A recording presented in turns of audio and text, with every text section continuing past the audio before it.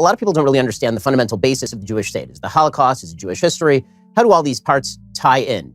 Well, it's first of all Jewish history. We came here, the Jewish people came here with Abraham. Remember Abraham from the Bible? Abraham, Isaac, Jacob? Well, they came here about 3,500 years ago. And this has been our land, the one we've been attached to, for 3,500 years. Jerusalem, our capital, 3,000 years. So we basically survived here, thrived here, struggled here for about 2,000 years of these 3,500 years. And then we were kicked out. People think we were kicked out by the Romans. No, they destroyed Jerusalem, but we still hung around. But around between the 7th and 9th century in the Arab conquest, we depleted from our land. We lost our land. A lot of people lost their lands. It can happen. But we didn't give up on the dream of coming back to our land and reconstituting our national life, okay? And so we constantly said, next year in Jerusalem, next year in Jerusalem. We wanted to come back. We did come back, dripping first, and then much more greater numbers in the 19th century. And in the 20th century, we reformed the state of Israel. So we defeat the laws of history. The laws of history say you can't come back from expulsion, dispersion, exiles, massacre. You can't. Well, we did. And we came back and reconstituted this extraordinary state that not only serves the Jewish people, but also its non-Jewish citizens who have the best standard of living and the only ones who enjoy any civil rights, equal rights, in a very broad radius in the Middle East. I don't know if the Middle East will change. It is changing. We can talk about it. But the state of Israel, I would say, is like a parable that people can overcome the worst odds in history and can fashion a future of brilliance and hope against the overwhelming odds. I think that's the story of Israel. It gives hope to millions, maybe not to a small branch in the college campuses of the United States, but millions, hundreds of millions, I would say even billions of people in India and in Asia and in Africa and in Latin America. They understand that Israel gives hope to humanity. It says, you can do it. That sounds like a yes, we can. So your family history in the state of Israel is amazing. It goes back several generations at this point, and it really starts with your father, who is deeply involved in the Zionist movement and who actually spoke with a lot of very prominent figures in the United States throughout the 1950s. You were telling me before the show that he actually had a meeting with President Eisenhower one point. Yes, he did. But before that, I'll tell you that my father, at the age of 23, in 1933, wrote that the Holocaust, that's the word he used, the Holocaust, will threaten not only the survival of the Jewish people, but the peace of the world everywhere. That if rampant anti-Semitism that the Nazis were promoting in 1933, the month that Hitler rose, if that is not opposed, it will sweep and engulf the entire world. So he was not bad for a 23-year-old. He was prescient. He thought that we would be imperiled if we don't have a state to stop, to get the Jews out from Europe, the Jewish people from Europe. They would be destroyed by Nazism. So he wanted to persuade the world that there is a need to make the Jewish state. He went to Jabotinsky, who was the founder of my movement. He was 60 years old. He was in London, and he was agitating to persuade Britain to recognize the Jewish state, which they refused to do. They closed the gates of this country. They wouldn't allow Jewish immigration. They were against the Arabs. And my father went to Jabotinsky in London. He said, "You have the right idea, but you're in the wrong place." And he said, "Why?" He said, "Because you should be in America." He said, "Why America?" He said, "Because America will be the rising power in the world. There may be a world conflict. America will emerge as the great power, and America can make Britain do what Britain doesn't want to do. That is, recognize the Jewish state." Well, they went to America. Jabotinsky died, and my father continued alone during the during the war years, agitating for Zionism. He was all of 32. And he began, that's in 1942. He decided to do something that no Jewish leader did before. He went to the Republicans. And he went to Senator Taft, who was a very great senator, because Roosevelt would not hear of a Jewish state. He was absolutely opposed to it. He didn't want to antagonize the British. He thought that the British wanted to cater to the Arabs. He simply would not do it. He was a great leader, but it was for the Jewish people, that wasn't good. So not being able to persuade the Democrats, he went to the Republicans.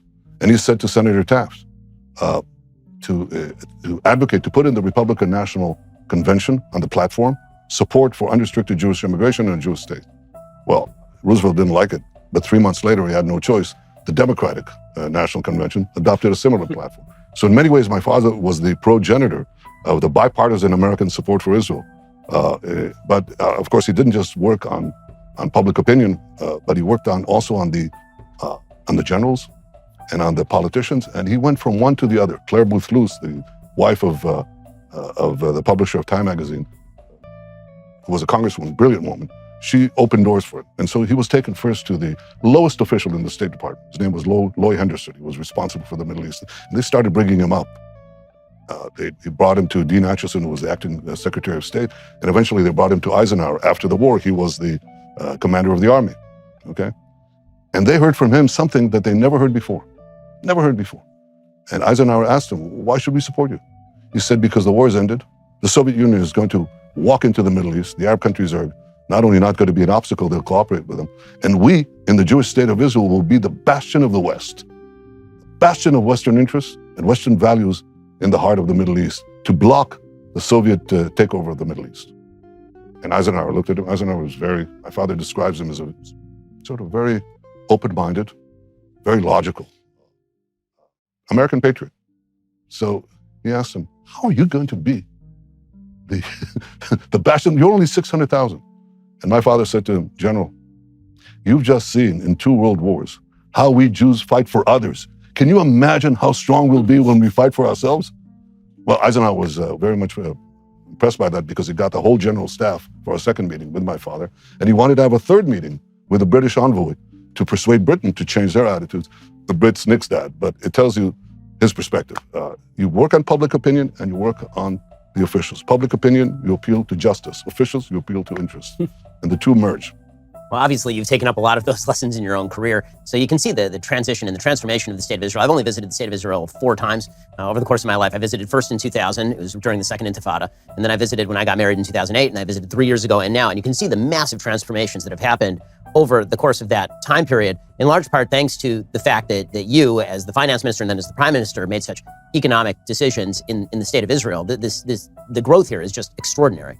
Well, the first thing I look at it when I land in any country, and I can tell you immediately what their GDP per capita is, I look at the roads and I look at the cranes. In Israel, you can see a lot of that. But of course, the high tech and the other things that are happening here are mesmerizing. I don't want to hurt anyone's feelings, but the 2 most robust centers of innovation in the world today are Miami. No offense to Silicon Valley, it's great, but it's Miami and it's Tel Aviv. But you know that innovation doesn't do it by itself. That is science, technology, education do not produce wealth by themselves.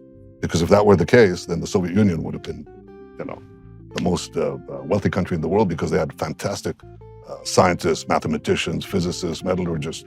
Didn't help, okay? To do that, you have to have free markets. Technology without free markets doesn't take you anywhere. It just makes people migrate to countries with free markets. Free markets and technology can explode, which is what you're seeing here.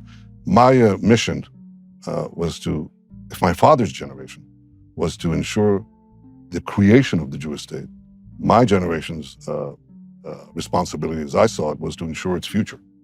And the only way you can ensure its future would be to have it powerful.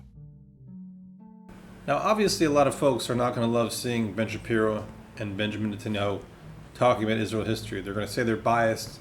They're going to say they're inclined to favor Israel on all things historical. Now, 2 things can be true. Of course they're biased, but they're also rooted in truth. Ben Shapiro, every single thing he says, he backs up with facts, statistics, and historical accounts. And so he's sitting here with the Prime Minister of Israel, Netanyahu, and they're just going through piece by piece, proving all the critics wrong, all the people who deny Israel's history in the region, the Jewish connection to the homeland for thousands and thousands of years, and they're just taking apart arguments against Israel piece by piece.